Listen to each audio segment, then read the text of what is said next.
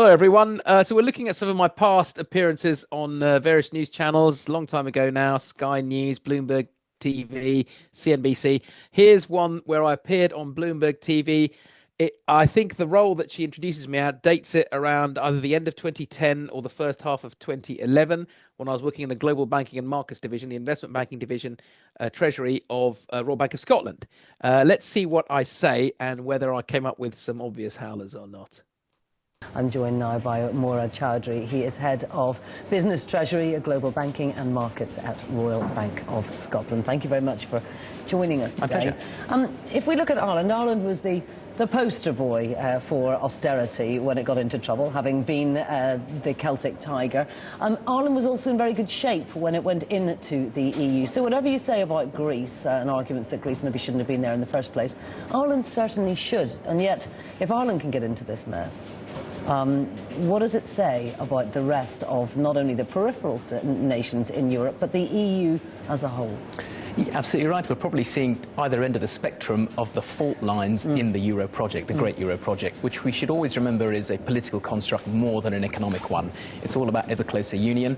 But Professor Milton Friedman put it best before he passed away about the problems when you have a monetary union without fiscal union. And we're seeing this come through now. So what the problems in the Euro, and Anatol Kaletsky put it succinctly and spot on today in the Times, you know, when he said, here we go again, the problems in the Euro won't go away with patching over one country to the next. The contagion factor is what's affecting markets right now. Well, I mean, whether it was Mr. Anatol Kaletsky in the Times or myself or both of us, I think they did get over it, didn't they? When was the last time we heard about a potential default crisis in the Eurozone? So I'm not sure I've got off to a very good start on this one. Let's see what else I come up with.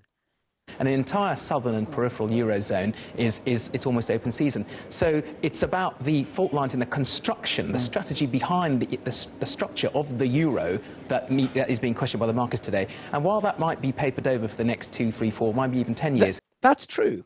The structure was being questioned during these various crisis phases, but they omitted to think, these investors who were potentially shorting euro, they omitted to take into account what I did say at the start. It's ultimately a political project. We did have Mario Draghi saying around this time that they'll play whatever it takes to save the euro or to sustain the euro. And that's ultimately played out. Here we are in 2025, a good few years after 2010 or 2011, when this appearance was filmed, and we've seen that it's taken as no less solid than it was when it was introduced. So I think investors have kind of moved on from that now. They've realised that ultimately it is a political project, and one shorts it through CDS or sovereign debt at one's peril in the long run. In the long run, it's not sustainable because something's got to give. So on that fiscal side, that's something the EU needs to address. Well, now, I tell you what, if I could go back in time, I would not have said that really gormless statement. It's not sustainable. Well, I was 100% wrong there. I mean, ultimately, nothing lasts forever, right? We're not going to be around, thousands of years from now, perhaps. But ultimately, that it's for the time being, it's very sustainable. And when I said something's got to give, I was possibly being swayed along by market sentiment more than I should have been, really. So let's hope this video gets buried and not seen by anyone.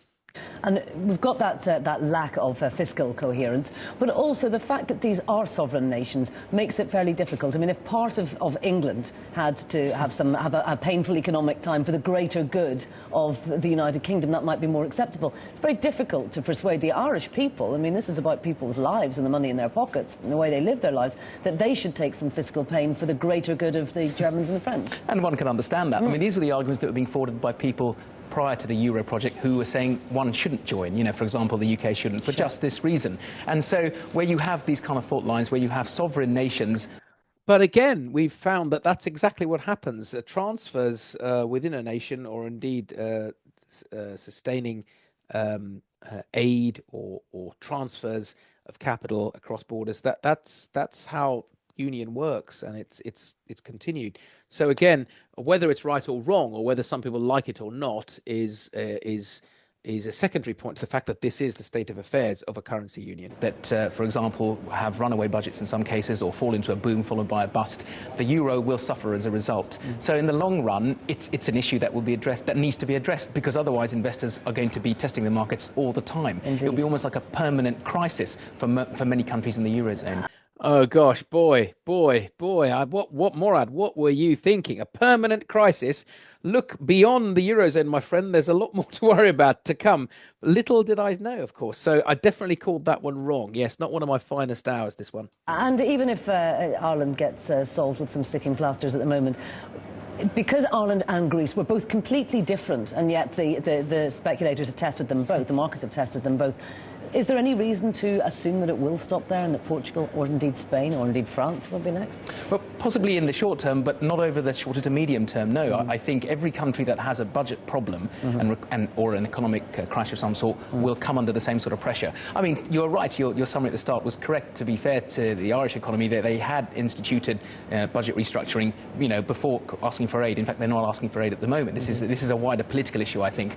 But over time, any country that is viewed as suspect with regards to its fiscal management will see its bond spreads its bond yields come under pressure in the markets. So no, this isn't going away. It'll be papered over from time to time. Like in May with the Greek bailout, which was seen as euro-wide. The EU bailout package is euro-wide.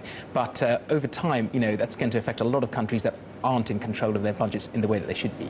Mr. Choudhry, thank you very much indeed for joining us with your insights today. Well, little did we know that with things like lockdown and a greater involvement of the public sector in developed countries all over the world, all around the world, we were going to see a much greater involvement of the public sector in the markets. There was lockdown. There was all the public sector debt issued to cover that. We have seen the level of public sector debt much higher today in 2025. So even though the debt issue, as far from going away, has got a lot worse, people aren't really testing the Eurozone anymore as a non-viable product. In fact, that's probably the least of our problems today. So while some videos I'm able to cover myself in glory, others possibly not my finest hour, but I suppose one wins some and one loses some. Right. Thanks very much for listening. I will see you soon. Bye-bye.